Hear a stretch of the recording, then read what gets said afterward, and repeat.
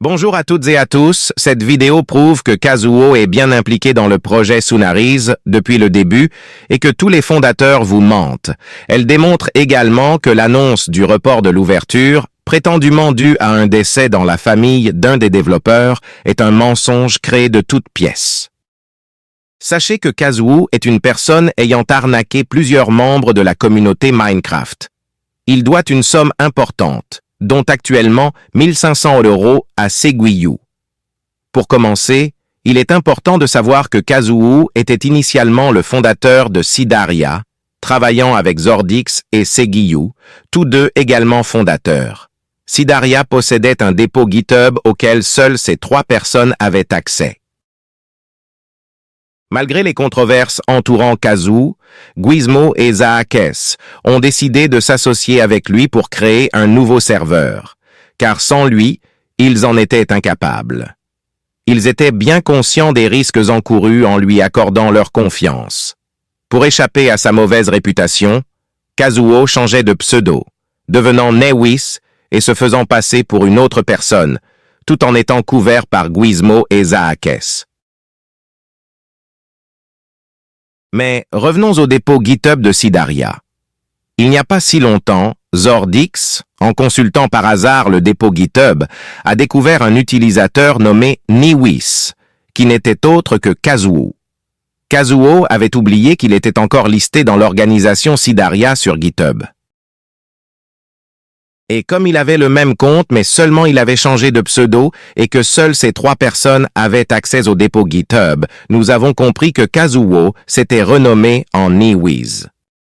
Au début, Zordix l'avait kick, car il ne se souvenait plus avoir invité un Newis dans l'organisation Sidaria de l'époque. Nous avons donc récupéré les logs pour vous prouver qu'il avait accès au GitHub Sidaria. Et de ce fait, vous prouvez que Kazuo est bien Newis. Mais nous avons encore des preuves. Au début, comme beaucoup de personnes, nous suspections Kazuo de faire partie du projet. Puis le Discord de leur projet a été lancé et curieusement, Newis, alias Kazuo, en était le propriétaire. Malgré nos questions, Gizmo et Zaakes mentaient à tout le monde, prétendant qu'il s'agissait de leur propre double compte.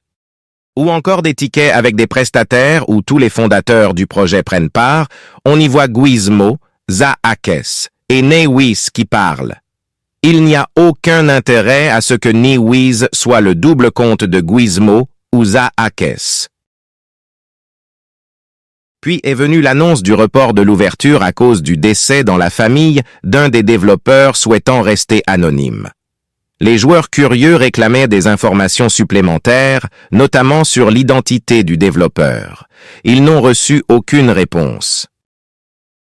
Peu avant la publication de cette vidéo, Gizmo a confié à certains joueurs que le développeur ayant réalisé 80% du projet et ayant perdu un proche était en réalité Newis.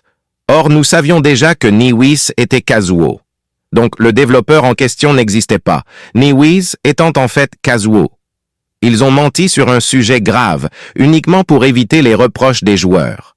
Ils savaient que c'était probablement la dernière fois que les joueurs écouteraient Gizmo annoncer des ouvertures sans tenir ses promesses.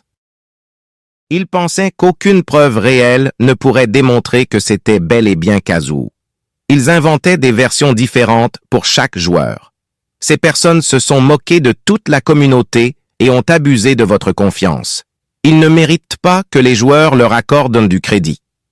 Je vous conseille de boycotter ce serveur, fondé par des escrocs, des tricheurs, des hypocrites et des mythomanes. Vous êtes au courant, on va juste essayer de ruiner leur projet. C'est fait, et je te le dis, hein, Faustinkin. Il y aura des mecs, ce sera pas nous, ce sera aucun membre du staff, il y aura des mecs qui iront détruire leur serveur. Chaque exploit seront trouvés. Bah, moi je veux pas que ça en vienne là parce que bon, c'est Minecraft. Mais, ouais, mais là,